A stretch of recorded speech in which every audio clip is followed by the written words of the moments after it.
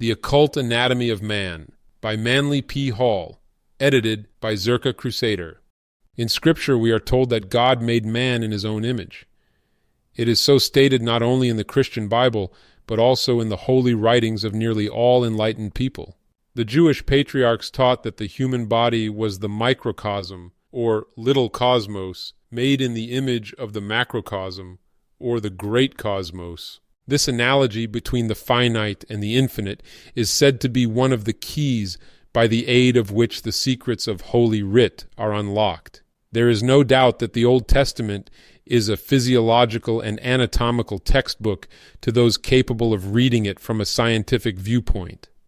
The functions of the human body, the attributes of the human mind, and the qualities of the human soul have been personified by the wise men of the ancient world, and a great drama has been built around their relationships to themselves and to each other. To the great Egyptian demigod Hermes, the human race owes its concept of the law of analogy.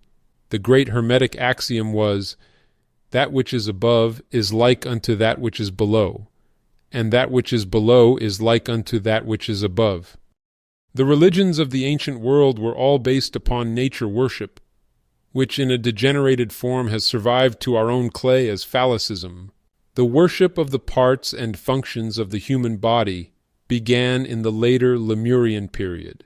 During the Atlantean epoch, this religion gave place to sun worship, but the new faith incorporated into it doctrines many of the rituals and symbols of the previous belief. The building of temples in the form of the human body is a custom common to all peoples. The tabernacle of the Jews, the great Egyptian temple of Karnak, the religious structures of the Hawaiian priests, and the Christian churches laid out in the form of the cross are examples of this practice. If the human body were laid out with the arms spread in the shape of any of these buildings, it would be found that the high altar would occupy the same relative position in the building that the brain occupies in the human body. All the priests of the ancient world were anatomists. They recognized that all the functions of nature were reproduced in miniature in the human body. They therefore used man as the textbook, teaching their disciples that to understand man was to understand the universe. These wise men believed that every star in the heavens, every element in the earth, and every function in nature was represented by a corresponding center, pole, or activity within the human body. This correlation between nature without and the nature of man within, which was concealed from the multitudes, formed the secret teachings of the ancient priestcraft. Religion in Atlantis and Egypt was taken much more seriously than it is today. It was the very life of these peoples. The priests had complete control over the millions of ignorant men and women who had been taught since childhood that these robed and bearded patriarchs were direct messengers from God, and it was believed that any disobedience to the commands of the priests would bring down upon the offenders the wrath of the Almighty. The temple depended for its maintenance upon its secret wisdom, which gave its priests control over certain powers of nature and made them vastly superior in wisdom and understanding to the laity whom they controlled. These wise ones realized that there was a great deal more involved in religion than the chanting of mantras and the singing of hymns. They realized that the path of salvation could be walked successfully only by those who had practical scientific knowledge of the occult function of their own bodies. The anatomical symbolism which they evolved in order to perpetuate this understanding has come down to modern Christianity, but the keys to it apparently have been lost. It is a tragic situation for religionists that they are surrounded by hundreds of symbols which they cannot understand, but it is still sadder that they have even forgotten that these symbols ever had any meaning other than the foolish interpretations which they themselves have concocted. The idea prevalent in the minds of Christians that their faith is the one and only truly inspired doctrine, and that it came parentless into the world, is unreasonable in the extreme.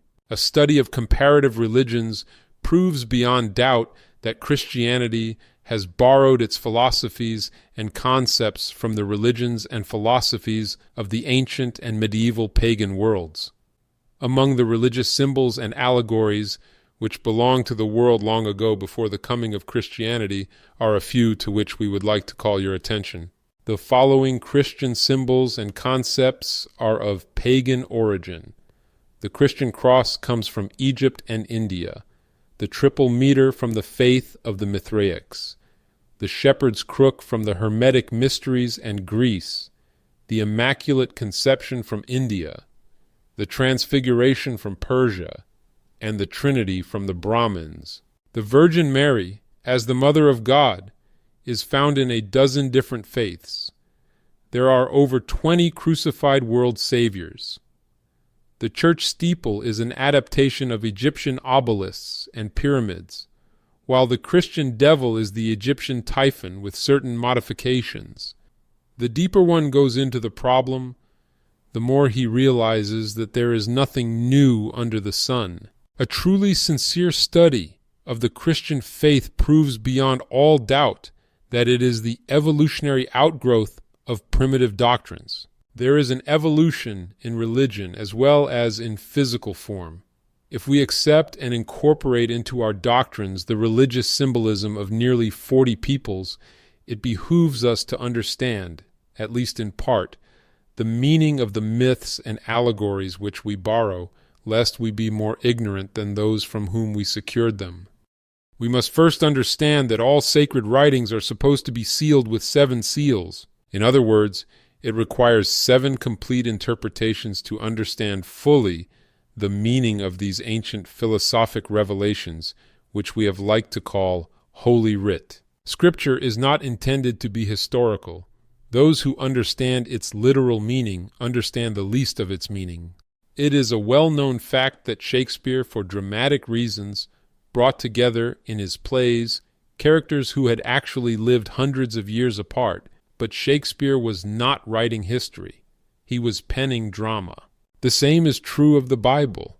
Scripture leaves historians hopelessly involved in self-contradictory chronological tables, where the majority of historians will remain until the Judgment Day. Scripture furnishes excellent subject matter for debates, and also ground for hair-splitting over the meaning of terms and probable locations of unknown cities.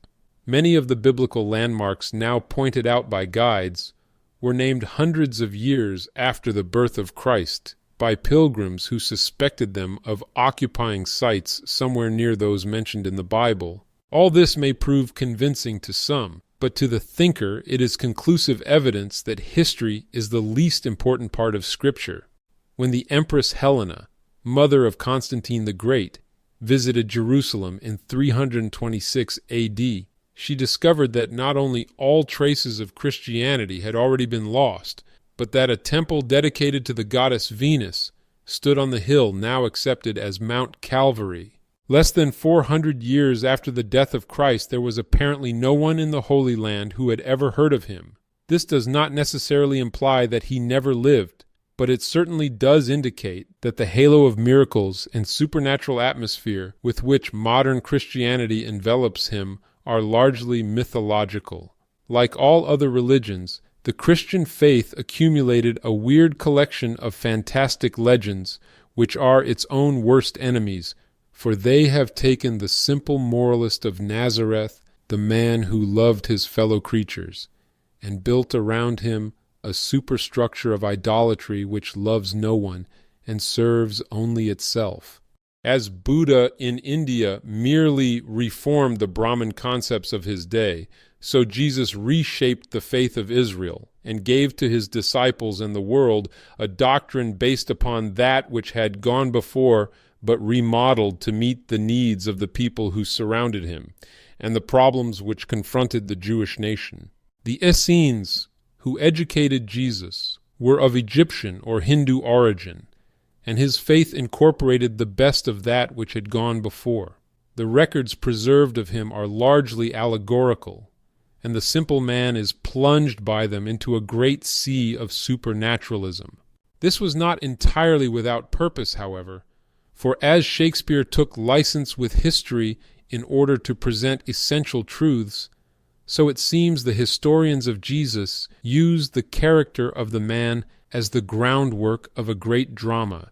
He becomes the hero of a seven-sealed story, and those Christians who have studied symbolism can gain from that story the key to the true Christian mysteries. They will then realize that Scripture is perpetual history, that it pertains to no nation or people, but is the story of all nations and peoples. It is a wonderful thing, for example, to study the life of Christ in the light of astronomy, for he becomes the sun, and his disciples the 12 signs of the zodiac. Among the constellations we find the scenes of his ministry, and in the procession of the equinoxes, the story of his birth, growth, maturity, and death for men. Again, the tortured chemicals in the retort further reveal to us the life of the Master, for with the key to chemistry, the Scriptures become another book. In this particular work, however, we can only concern ourselves with the relationship of these allegories to the human body. We discover that the life of Christ, as found in the Gospels, has been conventionalized until it agrees perfectly with the lives of dozens of world saviors, for all of them are also astronomical and physiological myths. All of these myths come to us out of the most remote antiquity, where the primitive races used the human body as the symbolic unit, and the gods and demons were personified out of the organs and functions of the body. Among certain Kabbalistic writers, the Holy Land is mapped out on the human body, and the various cities are shown as centers of consciousness in man. There is a wonderful study here for those who will investigate deeply and sincerely the ancient mysteries. We cannot hope to cover all the ground, but if you can gain from this booklet a key to the situation, we hope you will pursue the line of thought until you have made it all, inclusive and opened at least one seal of the Book of Divine Revelation. The Occult Anatomy of Man, Part 2. The Three Worlds. According to the mystery schools, the human body is divided into three major parts, and in analogy with this, the universe without is said to be composed of three worlds: heaven, earth, and hell. Heaven is the superior world, and for some unknown reason is supposed to be above, although Ingersoll proved conclusively that, owing to the rotation of the earth, up and down are always changing places. Nearly all religions teach that God dwells in the heavens. Their members are taught to believe that God is above them, so they raise their hands in prayer and lift their eyes to the heavens when they implore or petition him. Among some nations, he is supposed to dwell on the tops of mountains, which are the highest places of the world. Wherever he is and whatever he is, his place of domicile is above, overshadowing the world below. Between heaven above and hell beneath is the earth which the Scandinavians call Midgard, or the Middle Garden. It is suspended in space and forms the dwelling place of men and other living creatures. It is connected to the heavens by a rainbow bridge down which the gods descend. Its volcanic craters and fissures are said to connect it with hell, the land of darkness and oblivion. Here, as Goethe said, exists nature.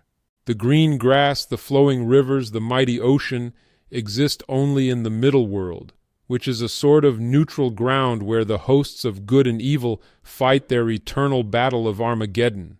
Below, in darkness and flames, torment and suffering is the world of hell, which we have interpreted as hell.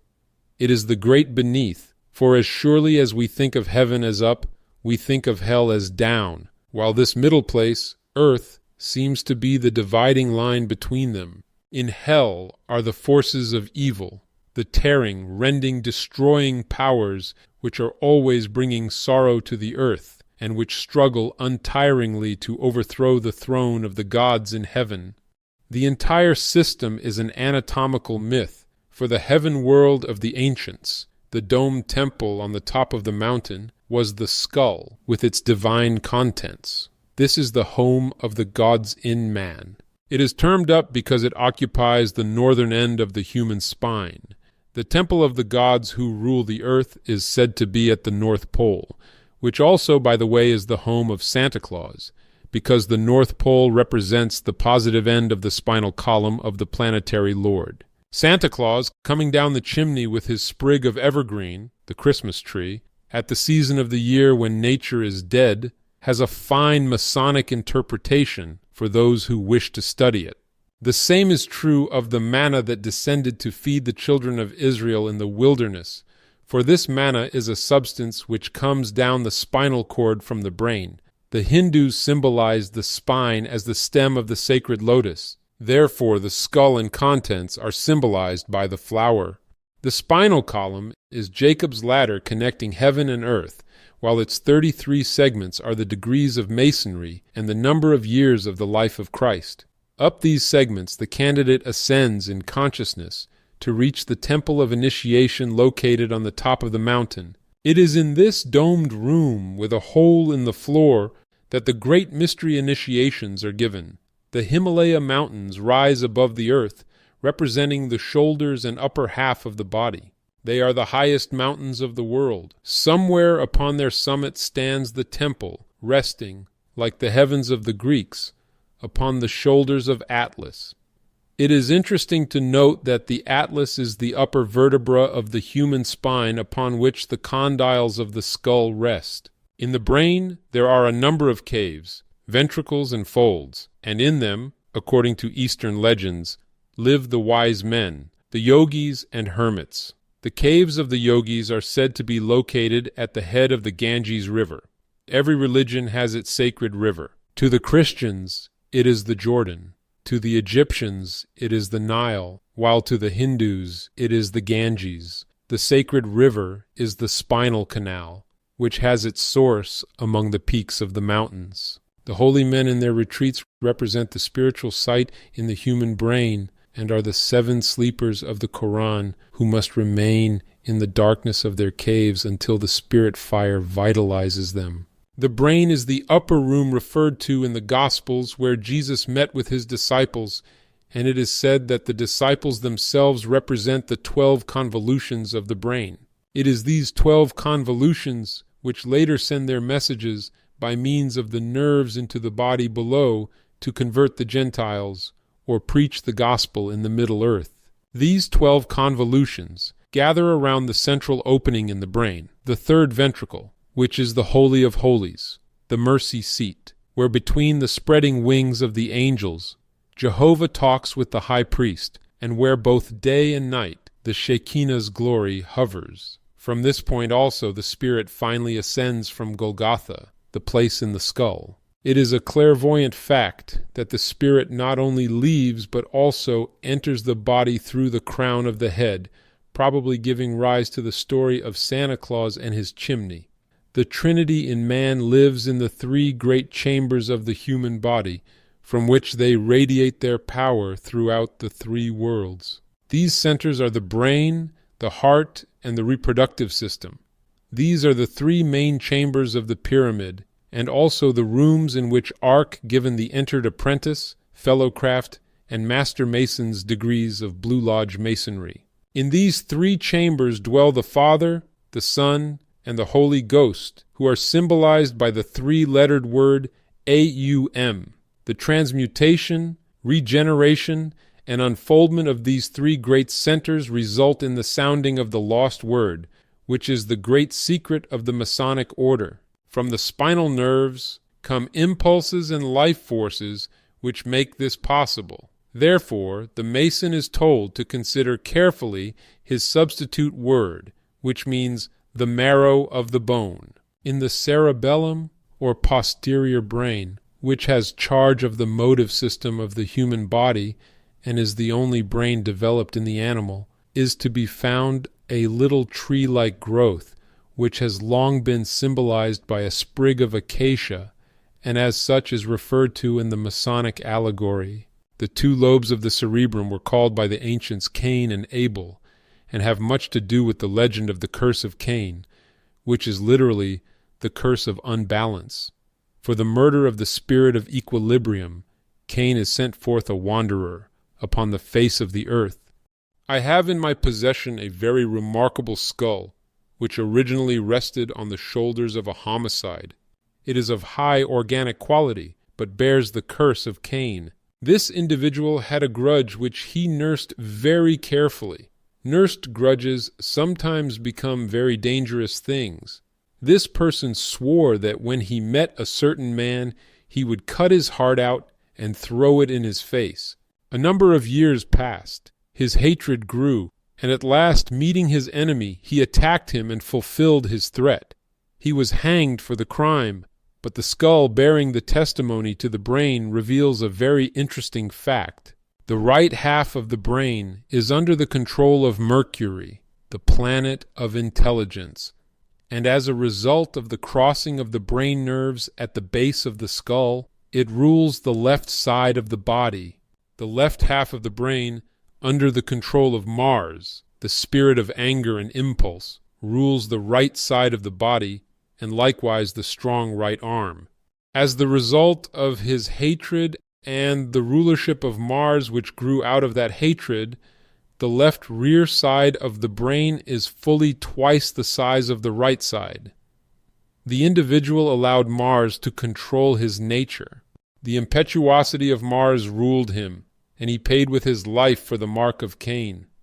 Science knows there is a very narrow line between genius and insanity, for any dominating vice or virtue man must pay with unbalance. Unbalance always distorts the viewpoint, and distorted viewpoints are unfailingly productive of misery.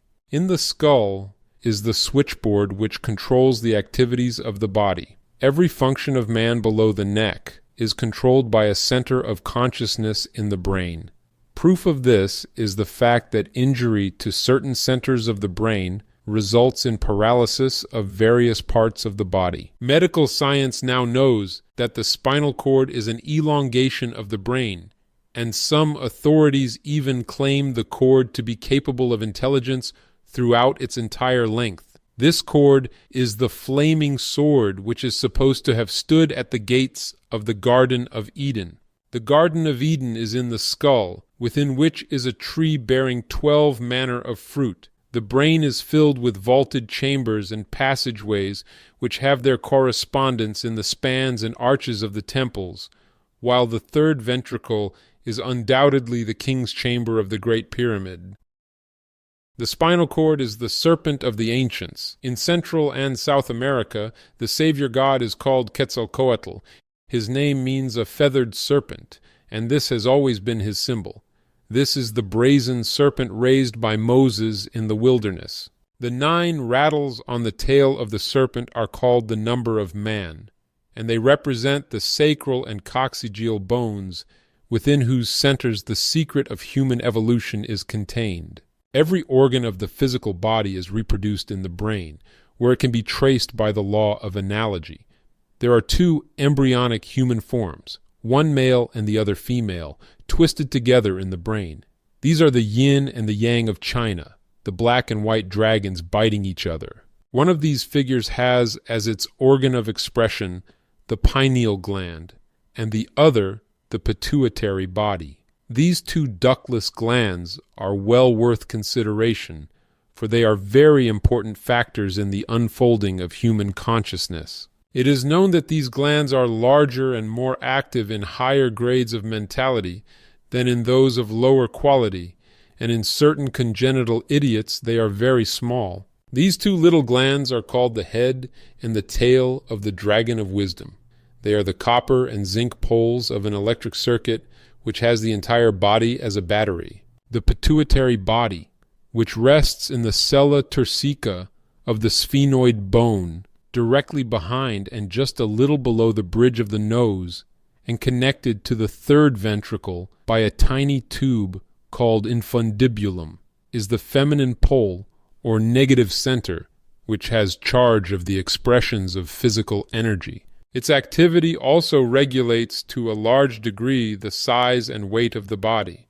It is also a thermometer revealing disorder in any other of the chain of ductless glands. Endocrinology, the study of the ductless glands and their secretions, is still in its experimental stage, but someday it will be revealed as the most important of all medical sciences. The pituitary body is known under the following symbols by the ancient world: the alchemical retort, the mouth of the dragon, the Virgin Mary, the Holy Grail, the lunar crescent, the laver of purification, one of the cherubim of the arch, the Isis of Egypt, the Radha of India, and the fish's mouth. It may well be called the hope of glory of the physical man.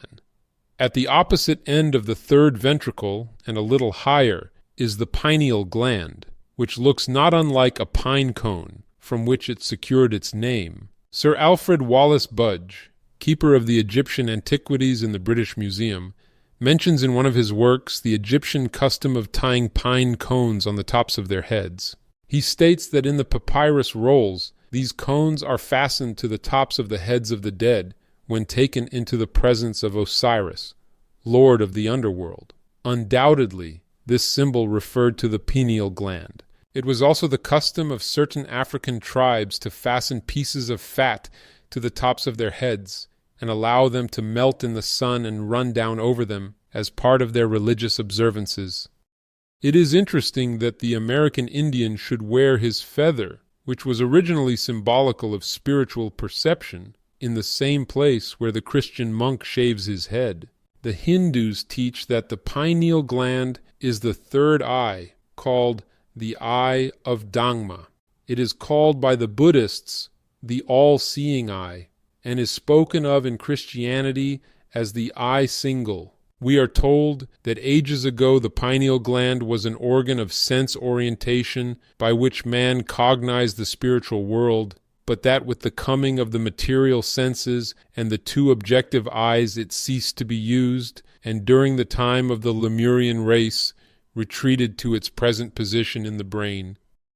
It is said that children, recapitulating their previous periods of evolution, have a limited use of the third eye up to their 7th year, at which time the skull bones grow together. This accounts for the semi-clairvoyant condition of children, who are far more sensitive than adults along psychic lines. The pineal gland is supposed to secrete an oil, which is called resin, the life of the pine tree. This word is said to be involved in the origin of the Rosicrucians, who were working with the secretions of the pineal gland and seeking to open the eye single. For it is said in Scripture, "The light of the body is the eye. If therefore thine eye be single, thy whole body shall be filled with light." The pineal gland is the tail of the dragon and has a tiny finger-like protuberance at one end. This gland is called Joseph, for it is the father of the God-man. The finger-like protuberance is called the staff of God, sometimes the holy spear. Its shape is like the evaporating vessel of the alchemists. It is a spiritual organ, which is later destined to be what it once was, namely, a connecting link between the human and the divine. The vibrating finger on the end of this gland is the rod of Jesse and the scepter of the high priest. Certain exercises, as given in the Eastern and the Western mystery schools, cause this little finger to vibrate, resulting in a buzzing, droning sound in the brain. This is sometimes very distressing, especially when the individual who experiences the phenomenon, in all too many cases, knows nothing about the experience through which he is passing. In the middle of the brain, and surrounded by the convolutions, is the third ventricle, a vaulted chamber of initiation. Around it sit 3 kings, 3 great centers of life and power: the pituitary body, the pineal gland, and the optic thalamus. In this chamber also is a small gritty seed, which is undoubtedly connected with the king's coffer in the Great Pyramid. The third ventricle is supposed to be the seat of the soul, and the aura radiating from the heads of saints and sages is said to represent the golden glow pouring from this third ventricle. Between the eyes and just above the root of the nose is a spreading in the frontal bone of the skull, which is called the frontal sinus. The slight bulge caused by the spreading of this bone is known to phrenology as the seat of individuality. It is here that the jewels are placed on the foreheads of the Buddhas. and it is also from this point that the serpent rose from the crown of the ancient Egyptians. Several of the mystery schools teach that this is the seat of Jehovah in the human body. While his function is through the generative system, his center of consciousness as a part of the spirit of man is supposed to be located in a sea of blue ether called the Veil of Isis in the center of the frontal sinus. When clairvoyantly studying the body of man, that little point always shows up as a black dot and cannot be analyzed. The Palatine Hill of the ancients, upon which were built the temples of Jupiter and Juno, also has its place in the human body. The palate bone is a sort of hill-shaped structure, and right above it are the orbital cavities containing the two eyes, which are the Jupiter and Juno of the ancient world. The cross, of course, represents the human body. The upper limb of it is the head of man rising above the horizontal line of his outstretched arms.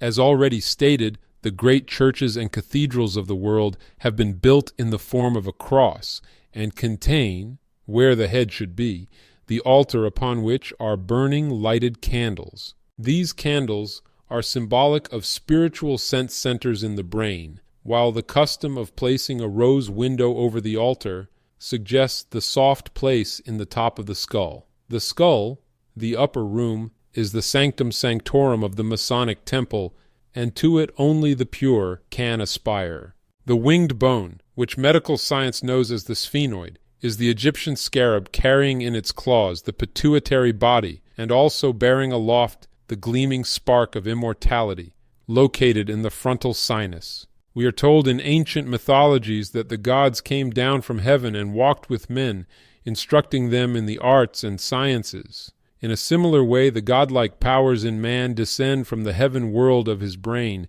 to carry on the work of constructing and reconstructing natural substances. We are told that in the ultimate of evolution, man's body will slowly be dissolved back again into the brain, which was its origin, until nothing remains but 7 globular centers, radiating 7 perfect sense perceptions, which are the spirits before the throne and the saviors, which he is bringing into the world to redeem it through the 7 periods of his growth. Man is an inverted plant, gaining his nourishment from the sun, as the plant does from the earth. As the life of the plant ascends its stem to nourish its leaves and branches, so the life of man, rooted in the brain, descends to produce the same result. This life descending is symbolized as the world's saviors who come down into the world to die for men. Later, these lives are returned again to the brain, where they glorify man before all the worlds of creation. So much for the story of the brain. Now let us consider the next of man's marvelous parts, namely the spinal column. The Occult Anatomy of Man, Part 3, the spinal column. Connecting the two worlds, heaven above and the sphere of darkness below, is the spinal column, a chain of 33 segments protecting within them the spinal cord. This ladder of bones plays a very important part in the religious symbolism of the ancients. It is often referred to as a winding road or stairway. Sometimes it is called the serpent, at other times the wand or scepter. The Hindus teach that there are 3 distinct canals or tubes in the spinal system. They call them Ida, Pingala, and Sushumna. These tubes connect the lower generative centers of the body with the brain. The Greeks symbolized them by the caduceus, or winged staff of Hermes. This consisted of a long rod, the central sushumna, which ended in a knob or ball, the pons of the medulla oblongata. On each side of this knob are wings arched over, used to represent the 2 lobes of the cerebrum. Up this staff and twisted around it wind 2 serpents, one black and the other white. These represent the Ida and Pingala.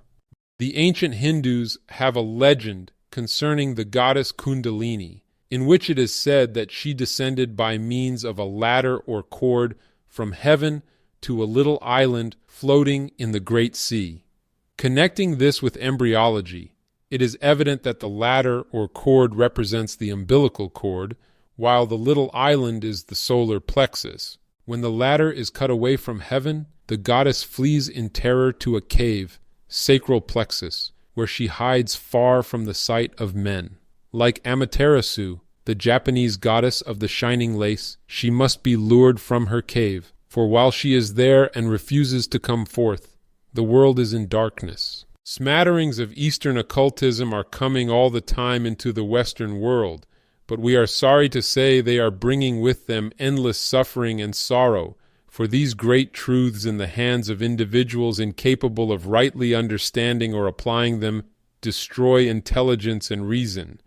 Along the spine are a number of nerve ganglia and plexuses. All of these have their place in religious symbolism. For example, we are told that the early Jews called the sacral plexus and the sacrococcygeal ganglion the cities of Sodom and Gomorrah.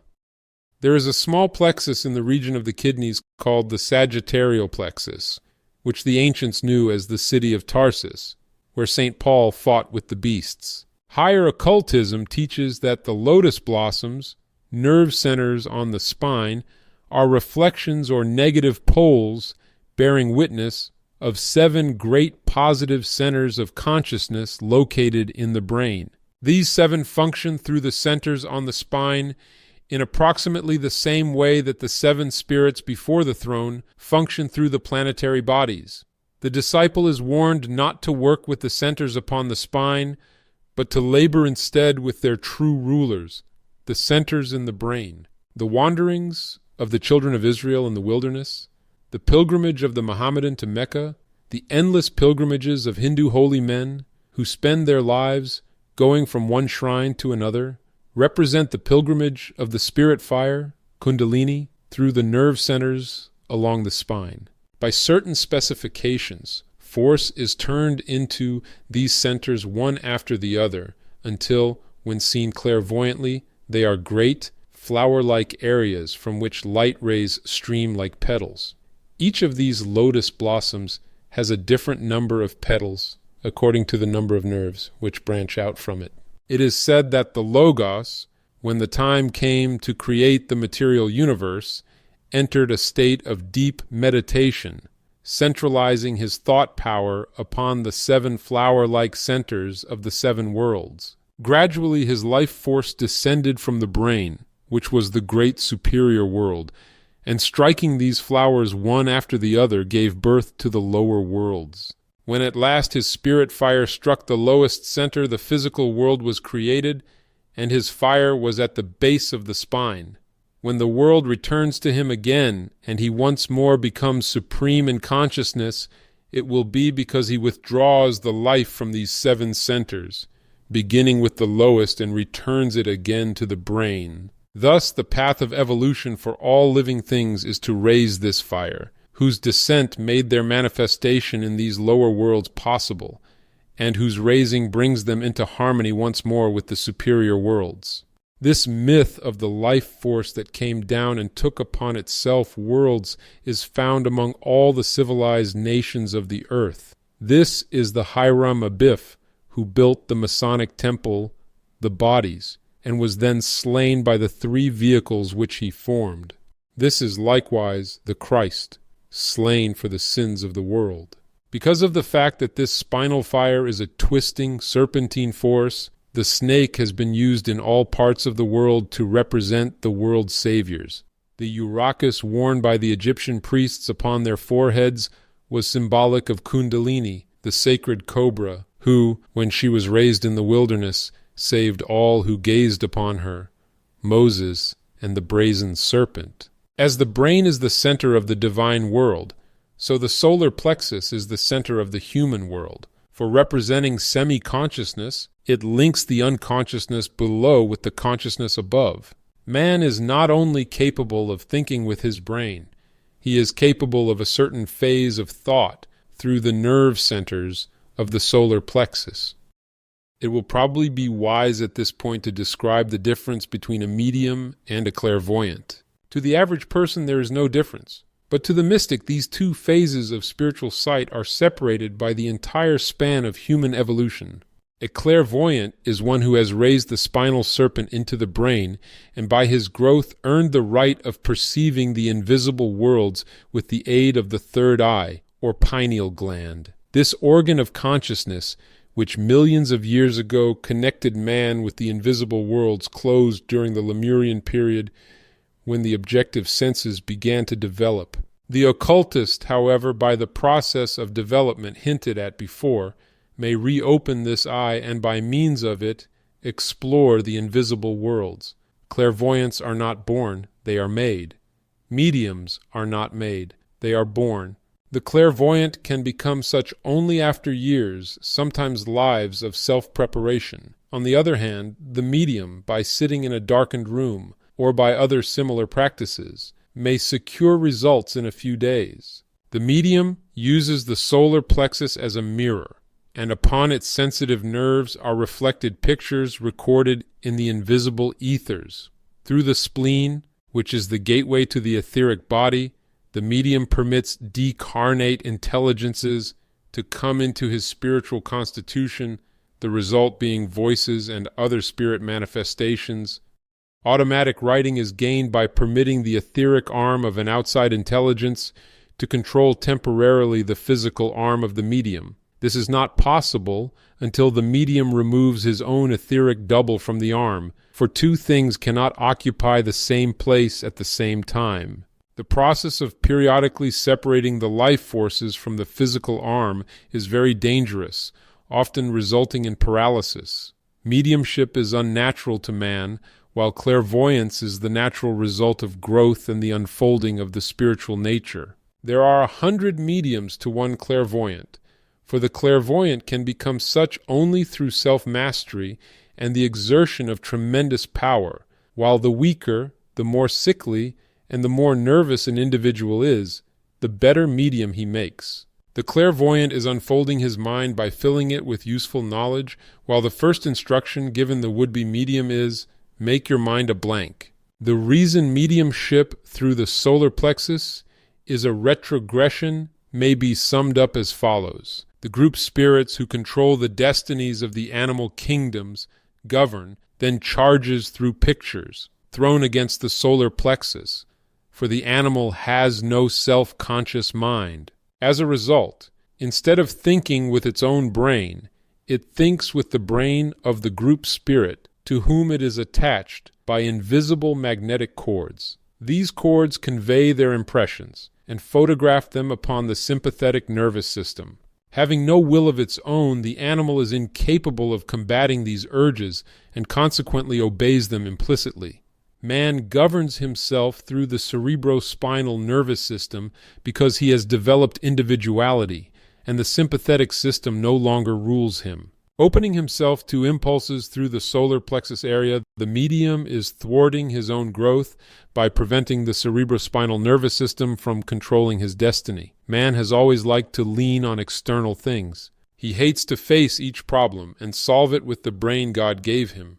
He consequently leans on the invisible worlds, asking them to help him to accomplish the labors which he should do by his own efforts. Thousands of people must carry the karmic responsibilities of the medium, for many follow this calling because hundreds of people want to talk to deceased relatives or get inside tips on the stock exchange. Those who by their patronage encourage things of which they do not themselves approve are personally responsible for the injury which their selfishness has thus permitted other persons to inflict upon themselves. The difference, therefore, between mediumship and clairvoyance is about half the length of the spinal column. It is the difference between negative and positive. It is the difference between the midnight of the seance room and the noonday of the temple, standing upon the mountain of the diaphragm. The spleen with its little umbrella-shaped body collects the sun's rays and has charge of the etheric body. It is this etheric body coiled within the spleen that injects the white blood corpuscles into the circulatory system. We know that the human body has been the inspiration for nearly all mechanical contrivances. Hinges are copied from the human body, likewise the ball and socket joint. We are told that the first plumbing was reproduced from the arterial and venous circulatory systems. Hundreds of machines and implements have been inspired by the subtle workings of our own vehicles, for the human body is the most marvelously constructed machine that the human mind can study. The close relationship between the generative system below and the brain above, for the brain is a positive generating system, is of course due to the spine connecting them. At a certain time, a number of little doors which now separate the brain from the generative system are opened, and the sushumna becomes an open tunnel so that every impulse is carried immediately to both ends of the body. It is for this reason that the candidate assumes the vows of celibacy, for the close connection existing in the advanced disciple between the brain and the reproductive system necessitates an absolute conservation of all life energies. The tonsils are directly connected with the generative system. In fact, they are part of its positive pole in the brain. The customs of vaccinating healthy children and cutting out normal tonsils on general principles should be reconsidered. Most tonsils are infected as the result of the child eating too many sweets during the first years of life. The moral is, don't cut out the tonsils, cut out the sweets. Many parents are responsible for the illness of their children. Through either ignorance or indulgence, they allow the infantile consciousness, as yet uncontrolled by its higher vehicles, to destroy itself before life fairly begins. When children are sick during the early years of life, the physician will often find the cause of the ailment in the parent, and the father or mother, not the child, should be dosed with pills. If the stomach is kept in proper condition, the tonsils will give very little trouble. The absolute economy exhibited by nature in the building of all its structures should be sufficient proof that the Lord was not wasting his time when he made tonsils and appendixes. He apparently had reason for making them, but these poor, unoffending organs have become a gold mine to medical scientists who remove them at the slightest provocation. We are told that the vertical position assumed by the human body, which forces the contents of the intestinal tract to travel part of the time uphill, is the reason for the appendix, which is missing in creatures of horizontal carriage. Every organ not only has its visible purpose, but also an invisible spiritual purpose, and the individual is to be admired who manages to go through life preserving intact as many as possible of his original anatomical parts and members. While on the subject of the debt of science to the human body, we might add that the decimal system is the result of primitive man's counting on his fingers, whereby 10 became the unit of enumeration. The ancient cubit also was the distance between the elbow and the end of the second finger, or approximately 18 inches. So it goes back through the study of things until we find that nearly everything with which man has surrounded himself is an adaptation from the body with which God surrounded his spirit. Man is gradually gaining control not only over the organs of his body, but also over their functions. Science states that certain organs function automatically or mechanically, but occultism realizes that there is nothing mechanical about the functions of the human body. Let us take as an example a workman throwing a piece of iron among the wheels and levers of a smoothly working machine. There is a grinding crash and the machine stops. If, on the other hand, you figuratively throw a monkey wrench into the human body, it will immediately begin the process of throwing it back at you. It will surround the foreign element with a coating and try to absorb it. If this is impossible, it will try to eject it through some channel appointed for that purpose. If this means it fails, it will in many cases accustom itself to the presence of the obstacle and keep right on working anyway. This shows unmistakably that the organic parts of man possess some inherent form of intelligence. Therefore, they are not machines, for no mechanical device is capable of intelligence. Paracelsus, the great Swiss physician, who after many years in the Far East returned to Switzerland to teach medicine, first gave to the European world its concept of the nature spirits. He taught that the functions of nature were under the control of little creatures who were invisible to the normal senses, but who, working through the kingdoms of life, minerals, plants, animals, and parts of the human body, kept all of these evolving in an intelligent way, under the control of the great celestial hierarchy of Scorpio, which has charge of all bodybuilding in nature. These elements are the invisible intelligences governing the human body and its functions. As the result of man's ever-evolving consciousness, he is acquiring more complete control over the functions of his various organs. There are two kinds of muscles, voluntary and involuntary. The difference being that the voluntary muscles, which are controlled by the conscious mind of the individual, have fibers running two ways and crossing each other, while those which are involuntary are without cross fibers. The heart used to be considered an involuntary muscle, but it is now beginning to show cross fibers, thus foreshadowing the day when man will consciously and intelligently regulate the beating of his own heart.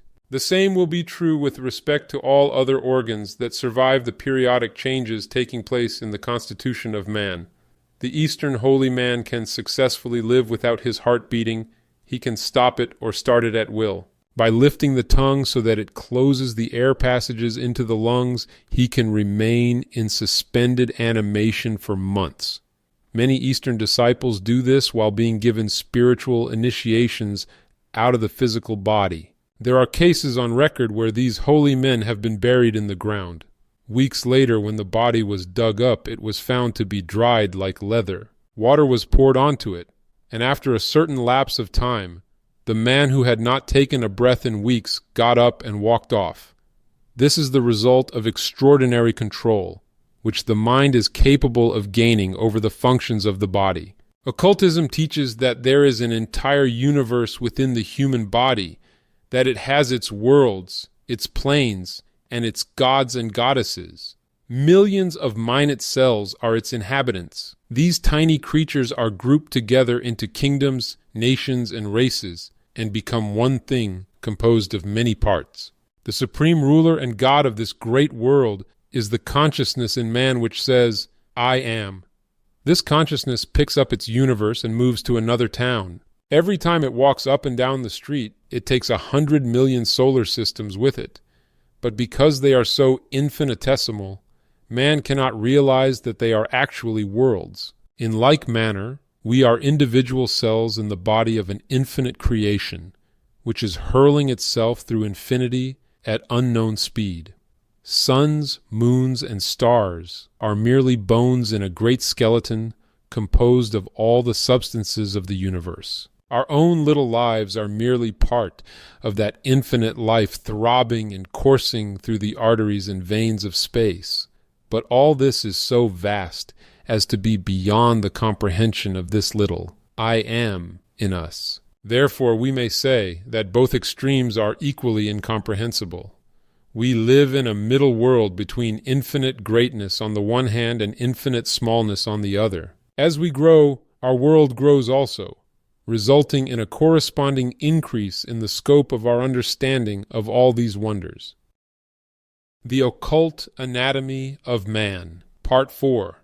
The Infernal Worlds. At the base of the spine is located the throne of the Lord of Form, commonly called Jehovah and Shiva. The linga is his symbol. He rides the great bull of earthiness. His daughter is death and destruction, yet he is not a thing of evil. He builds the bodies which give us the power to function in the lower worlds. He crystallizes them around lines of force. Geometry is the skeleton, and all the bodies which he builds are geometric problems, geometric angles crystallized into rocks and stones. Gradually, the crystallization, which brings bodies into the world, causes them to become too dense and unyielding to respond to the subtle impressions from the spiritual consciousness.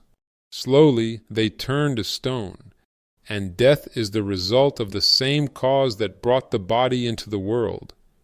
The early races of the earth worshipped the procreative attributes of life. They felt that the highest expression of life was the power of giving still another life to the world.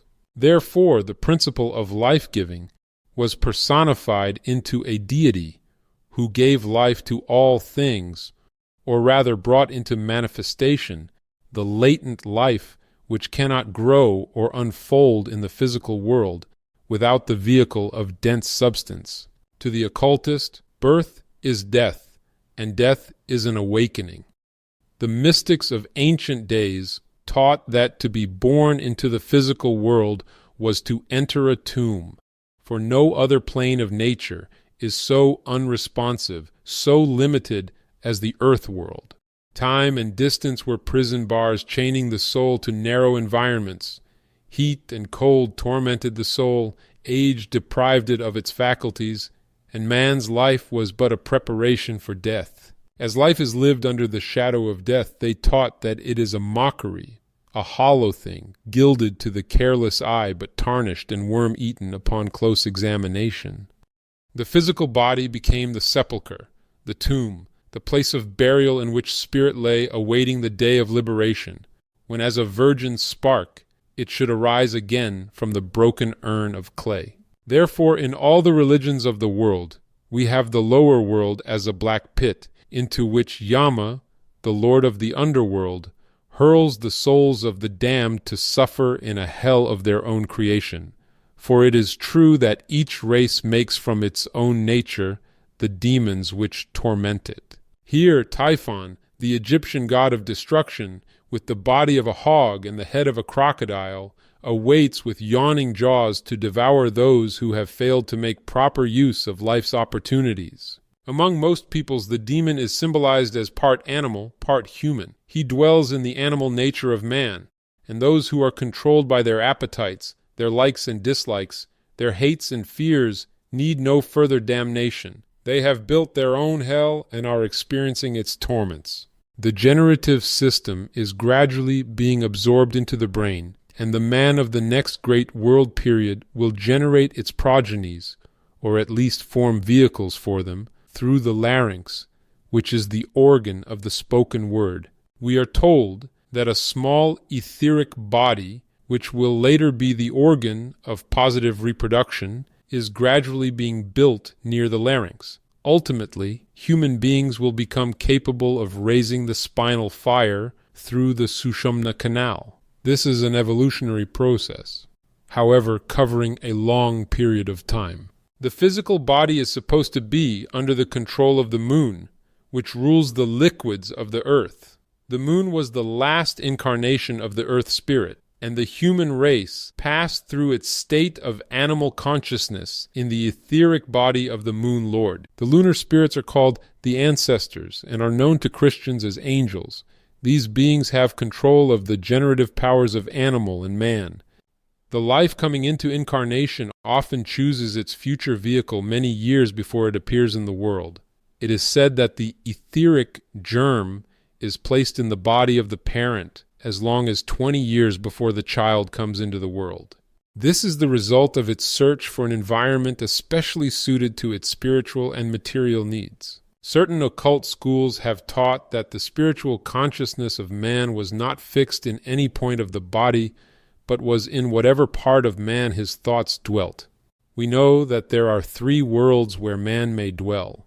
The first is his mental world, where he may live surrounded by his thoughts, his dreams, and his aspirations. The second is his human world, where he may be one of the great middle class, which thinks a little, eats a little, sleeps a little, and worries unceasingly. The third possible home is his animal world, where he may dwell in the midst of passions, lusts, and hates which burn his soul and consume his body. The history of primitive races shows that they have risen through all of these stages until at last a few have become truly thinking creatures.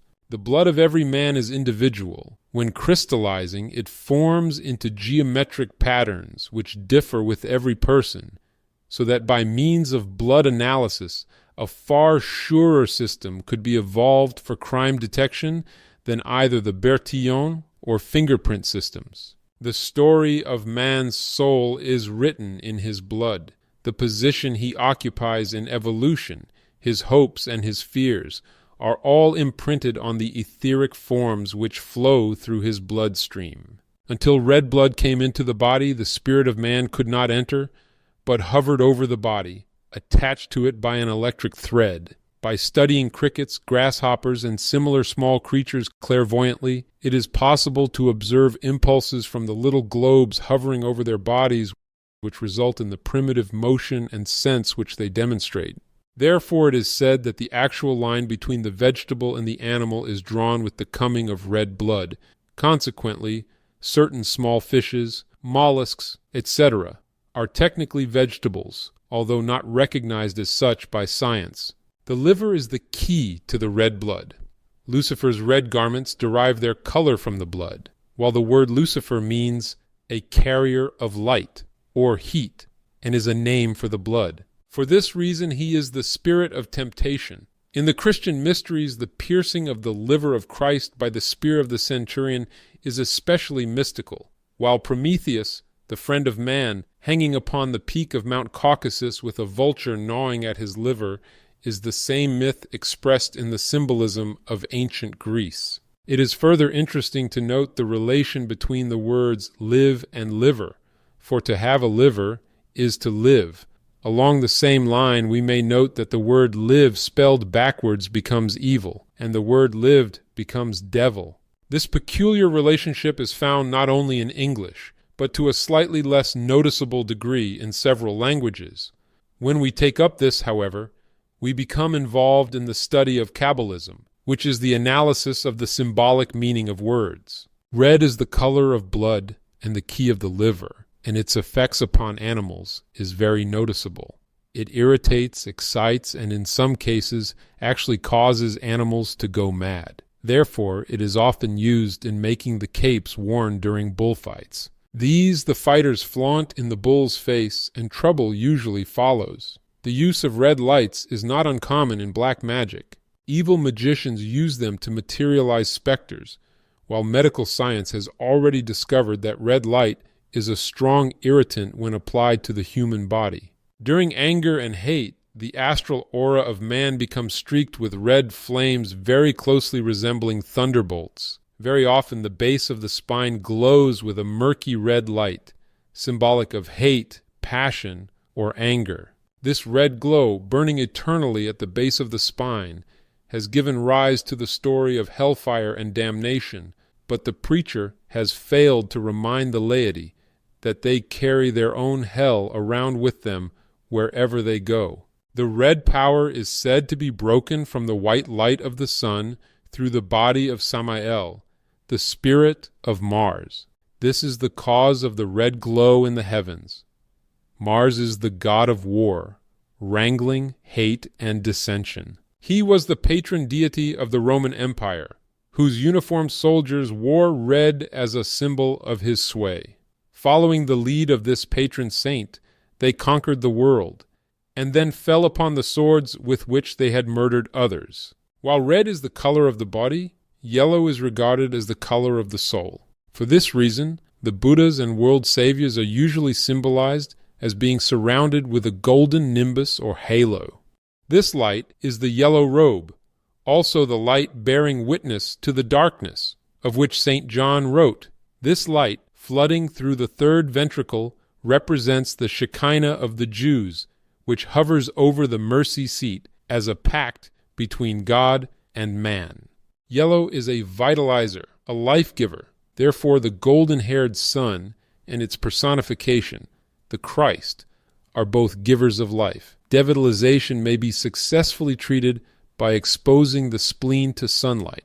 Blue, the highest of the three primary colors, is the color given to the Father. It is a relaxing, restful color, especially valuable in the treatment of insanity and obsession. It is difficult for black magicians to function successfully in a blue light. Its affinity to the mind is very evident, and it gathers as an electric sea in the pineal gland as an extract from all the spiritual qualities of human nature. The blue heart to every flame was said to symbolize the invisible Father behind the glowing sun. In the words of Christ, "He that hath seen me hath seen the Father. I am in the Father, and the Father in me." The use of colors in symbolism is very interesting. The green dragon, whom the heroes of mythology usually slay, represents the earth. The white armor is a purified physical body. The black magician is darkness and uncertainty. All colors have symbolic value, and great lessons can be learned from the study of the application of these values to occultism. While discussing the subject of occult anatomy and physiology, we must stop for a moment to give credit to the alchemists and Rosicrucians who, during the Middle Ages, concealed the study of occult anatomy by dressing up the organs of the human body in the form of retorts and alchemical vessels. One of their great exponents said in substance, "Our chemistry is not with chemicals as you know them, but with certain secret vessels, internal organs, and spiritual chemicals which are invisible to the ordinary individual. We do not believe in torturing chemicals, combining them to form gases, vapors, or seething masses. For chemicals, like men, can suffer when brought into unkind relationship with each other." The alchemical furnace was the human body. The fire that burned in it was at the base of the spine. The chimney was the spinal cord, up which the vapors passed to be gathered again and distilled in the brain. This was indeed a secret system brought to Europe from the Far East, where for centuries it has been considered the highest form of religion. We may call these occult truths the principles of operative spirituality, in contradistinction to modern religion, which is made entirely of speculative theories. People do not dream that religion is physiological, nor would they believe that their salvation depends entirely on scientific uses of the life elements and forces within their own bodies. But in spite of all that may be said to the contrary, such is the case. During the next few years, much will be done to enlighten man concerning the secret workings of his own parts and members. It is very interesting to note the similitude existing between the incarnations or appearances in the world of the great avatar Vishnu and the changes which take place in the human embryo previous to birth. This brings us to our next subject, Occult Embryology, Part 5, Occult Embryology. The great Lord Vishnu has already come 9 times into the world to save his people. His 10th birth is yet to come. His 9 appearances closely parallel the 9 principal changes taking place in the human embryo previous to birth. Vishnu was first born out of the mouth of a fish. He then rose out of the body of a turtle. Still later he appeared as a boar, then a lion, afterwards a monkey. And after a number of other changes, he appeared as a man. I noted some time ago that a scientist had arranged a table showing the relationship of the human brain to various animals during the prenatal period. He followed exactly the list of incarnations of Vishnu, while totally unaware that he was linking together Oriental occultism and Occidental embryology. The cosmogony myths of nearly every nation are based upon embryology. The formation of the cosmos is said to have taken place in the same way that man is formed, only on a larger scale. For example, in the Vishnu Puranas we are told that creation took place within the womb of Mem. Space was surrounded by great mountains and cliffs, the Choryon. The universe was created out of water and floated in a great sea, the amniotic fluid. Down a ladder, the umbilical cord, came the gods. 4 rivers flowed into the new land as told in Genesis. These are the blood vessels of the umbilical cord. So the story goes, and a marvelous correlation exists. Someday, perhaps a new science may be based upon the law of analogy. This will prove to be a far greater contribution to scientific data than all the scientific speculations of all ages. It is reasonably certain that the story of Adam and Eve and the Garden of Eden is based upon embryology, and that the womb is the original Garden of Eden. In symbolism, it is represented by a dot in a circle. This dot is the primitive germ, and so on, as far as you wish to carry the analogy. The egg of Brahma is the story of the cosmic embryo, and embryology is the basic study of creation. In embryology, we also have a very interesting recapitulation of the passage of the human race through the various species of nature. Here we find at certain periods the Hyperborean creatures. At another time we see the primitive Lemurian man, later the Atlantean, and finally the Aryan. We most certainly recommend to all occult students that they make a very careful study of this subject. Science knows that all life upon this planet came out of the water. The human embryo is enveloped in water through all the primitive stages of its growth, and in it we find the story of the evolution of all things. Sex did not appear upon the planet until the third race. It does not appear in the embryo until the third month. The recapitulation of the human embryo through the lower kingdoms of nature is one of the strongest proofs of evolution, inasmuch as it proves conclusively that man could not have been made originally in his adult condition. Consequently, he passed through a cosmic embryology. In fact, he is still in the embryo, and will not actually be born into the human race until he is truly human, which will not be for many thousands of years. He is just in the state of becoming man.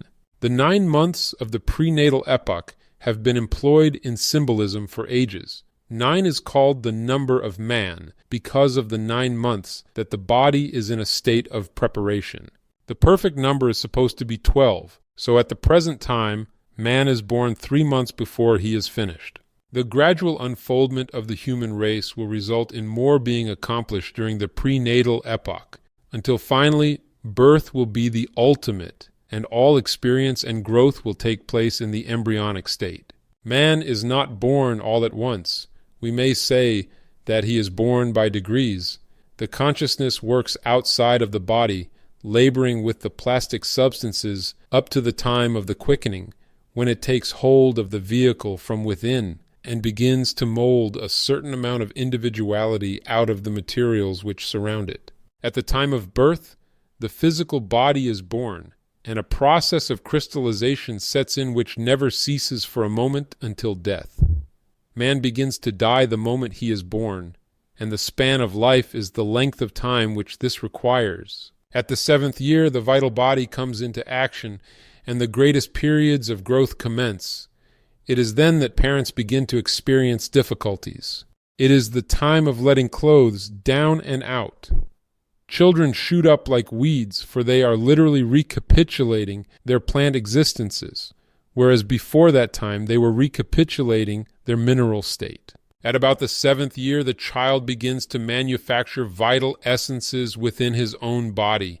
Up to that time, he lives upon life forces secreted in the ductless glands of the throat before birth. In other words, he maintains himself upon life which he has stored away from the parent. At about 7, he starts work for himself. He is on the go every minute, and if youth could only bottle up its energy and preserve it for old age, what a wonderful world we would live in. Between 12 and 14 in the temperate zones, the liver starts activity. The emotional body is born. It is during these adolescent years that youth faces its greatest problem. Emotionalism runs riot. The consciousness is recapitulating its animal existences. It may truly be said that these are the days of puppy love. These are years often filled with great mistakes. More lives are blighted between the 14th and 21st years than at any other period of life. During these years of emotional riot, parents must rule their children with firmness and kindness, or those same children will turn some day upon their parents and blame them for ruined lives. Between 18 and 21, according to climatic conditions, the mental body takes hold, and we say that the individual has reached the age of majority. He is then permitted to vote. His father presents him with a gold watch and sends him out into the world to seek his fortune. Not one person in a million realizes why 21 is set as the age of majority, but every occultist knows the reason. The spiritual consciousness, the true I Am, does not take hold of its new body until the 21st year. Up to that time it is ruled entirely by the lower sense centers. Life thus progresses in cycles of 7 years. As an example of this, we know that the 28th year is the period of second physical birth, the 35th year, the period of second vital birth, or, as it is called, second growth, the 42nd year, the period of second emotional birth. During these years, people otherwise perfectly normal very often grow sentimental. The 49th year marks the dawn of a new period of mental activity, and the following 7 years are the golden years of thought. They are the periods of philosophic reason, the crowning years of life, and so on, cycle after cycle. If the individual waits long enough, he may pass through his second, third, and fourth childhoods. Few people realize that they are composed of mineral, plant, and animal elements. The bones are literally minerals. Hair is a plant nourished by waves of vital ether pouring out through the skin, while within every individual are thousands of little wiggling, creeping, crawling things that make each of us a zoo all by ourselves. The ancient Scandinavians, realizing this, wrote many legends about the little creatures that live in man. A famous statue of Father Nile shows him covered over with tiny human figures representing the attributes and functions of man. Man is a great study, but we make very little use of our textbook. The scriptures of all nations are filled with anatomical references to cities and places that have no existence outside of man himself. The 12 gates of the holy city are the 12 apertures in the human body. Like the 12 masters of wisdom and the 12 great schools of philosophy, these apertures are divided into 2 divisions of 7 and 5. There are 7 visible openings and 5 concealed openings in the human body. One of the Greek philosophers told his disciples to remember distinctly that there were 6 openings leading into the human brain, but only 1 leading out of the human head, and that one led from the stomach. Therefore, they were to listen twice, once with each ear, look twice, once with each eye, sense twice, once with each nostril, but to speak only once, and that what they spoke would come from the stomach and the brain. The advice still holds good. The Hebrews used the human head as a favorite symbol to express the divine attributes, calling it the great face. The 2 eyes were correlated to the Father, for they were organs of consciousness. The 2 nostrils to the Son, because they were organs of sense and also vehicles for prana, the life force in the ether. The mouth was used to symbolize the Holy Spirit, the one who sent forth the spoken word and formed the world.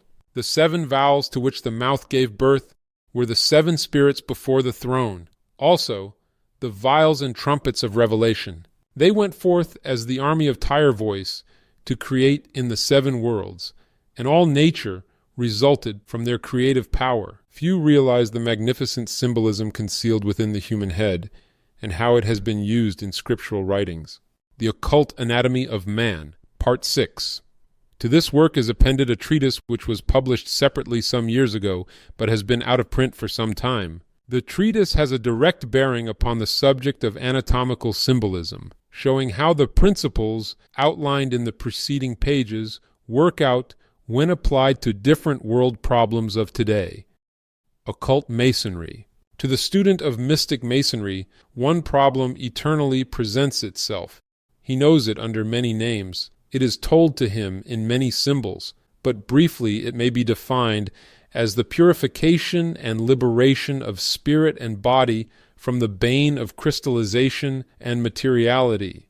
In other words, he is seeking to rescue the life buried amidst the ruins of his fallen temple and restore it to its rightful place as the keynote of his spiritual arch. When studying ancient masonry, we are dealing with one of the first revelations of what we know as the wisdom teachings. Like other great mysteries, it consists of solutions to problems of everyday existence. It may seem of little use to us now to study these ancient abstract symbols, but in time, every student will realize that the things he now casts aside as worthless are the jewels which one day he will need. Like the centaur in the zodiac, man is eternally striving to lift his human consciousness from the body of the animal, and in the 3-runged ladder of masonry, we find the 3 great steps which are necessary for this liberation. These 3 steps are the 3 grand divisions of human consciousness. We can briefly define them as materiality, intellectuality, and spirituality.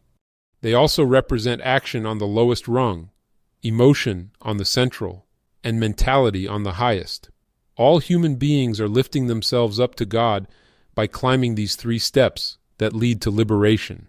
When we have united these 3 manifestations into a harmonious balance, we then have the flaming triangle. The ancients declared God as the dot in the circle to be unknowable, but said that he manifested through his 3 witnesses, the Father, the Son, and the Holy Spirit. Now the same is true with man. The part of God which is within each of us can manifest only through his 3 witnesses.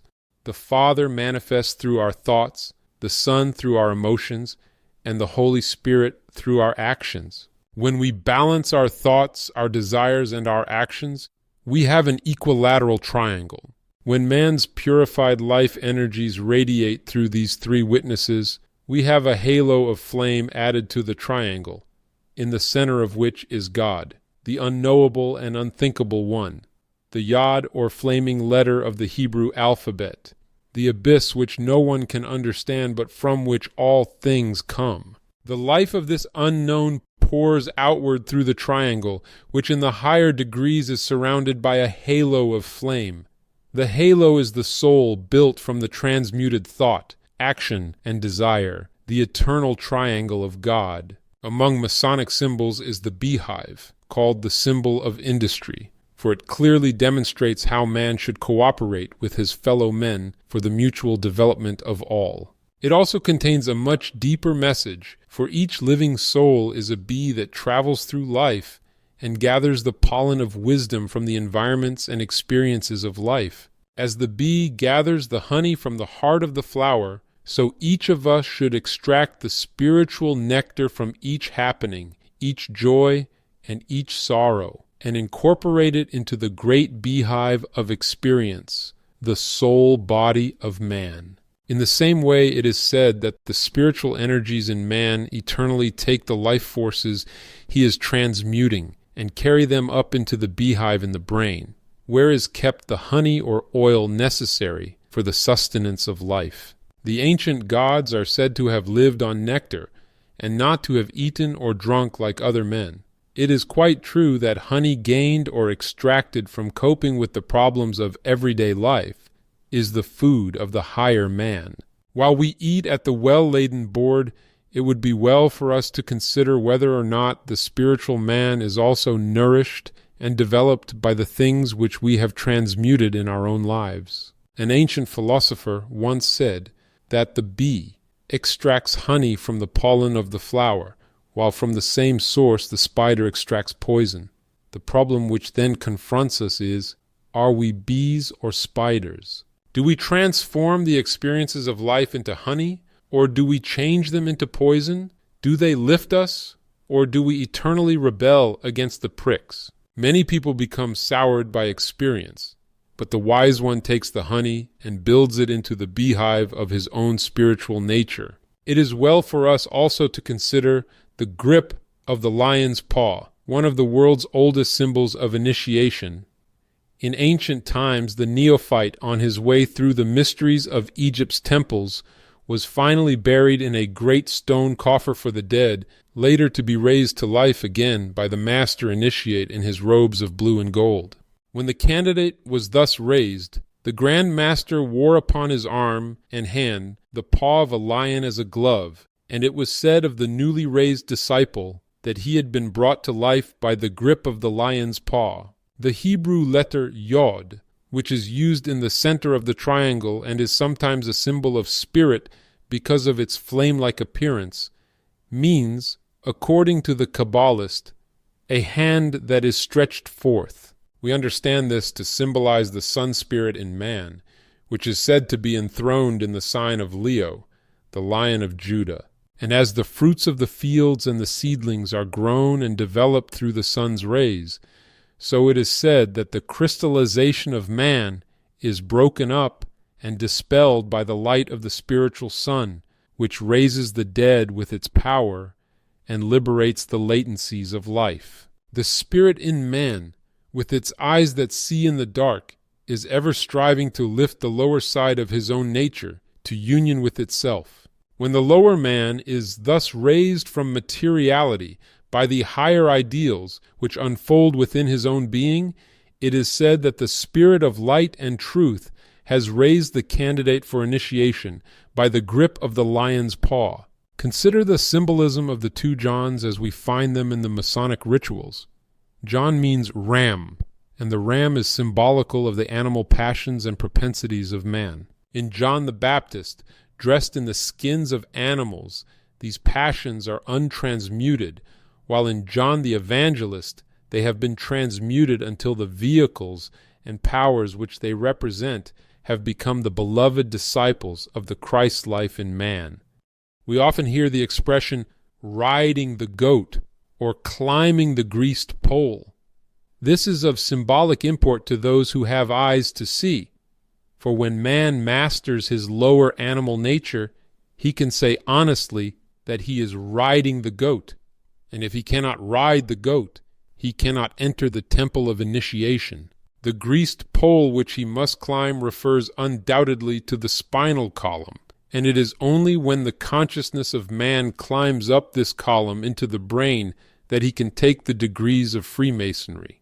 The subject of the lost word should be considered as an individual problem. Man himself, that is, the true principle, may be called the lost word, but it is better to say that it is a certain something radiating from man which constitutes a password recognized by all members of the craft. When man, as the architect of his temple, abuses and destroys the life energies within himself, then the builder, after having been murdered by the three lower bodies, carries with him to the tomb where he has laid the word, which is the proof of his position. Abuse of mental, physical, or spiritual powers results in the murder of energy, and when this energy is lost, man loses with it the sacred word. Our lives, our thoughts, desires, and actions are the living threefold password by which a master builder knows his kin, and when the student seeks admittance to the inner room, he must present at the temple gates the credentials of a purified body and a balanced mind. No price can buy this sacred word, no degree can bestow it. But when within ourselves the dead builder is raised to life once more, he himself speaks the word, and upon the philosopher's stone, built within himself, is engraved the living name of the divine. It is only when this builder is raised that the symbols of mortality can be changed into those of immortality. Our bodies are the urn containing the ashes of Hiram. Our lives are the broken pillars. Crystallization is the coffin, and disintegration is the open grave. But above all is the sprig of evergreen promising life to those who raise the serpent power, and showing that under the debris of the temple is buried the body of the builder, who is raised when we liberate the divine life which is locked within our material natures. There are many of these wonderful Masonic symbols handed down to us from the forgotten past, symbols whose meanings long lost have been buried beneath the mantle of materiality. The true Mason, the child of light, still cries out for liberation, and the empty throne of Egypt still waits for the king of the sun who was killed. All the world still waits for Balder the Beautiful to come to life again, for the crucified Christ to roll away the stone and rise from the tomb of matter, bringing his own tomb with him. When a man has so lived that he can understand this wonderful problem, the great eye or center of consciousness is enabled to see out through the clean glass of a purified body.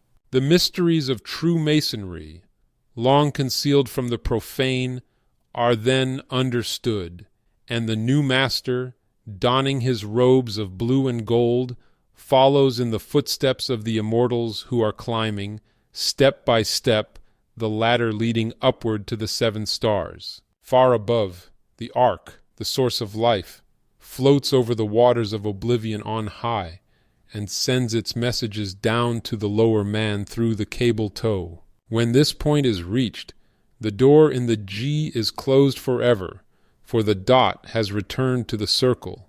The threefold spirit and the threefold body are linked together in the eternal seal of Solomon. Then does the cornerstone which the builder rejected become again the head of the corner, and man, the capstone long missing from the universal temple, is again in place.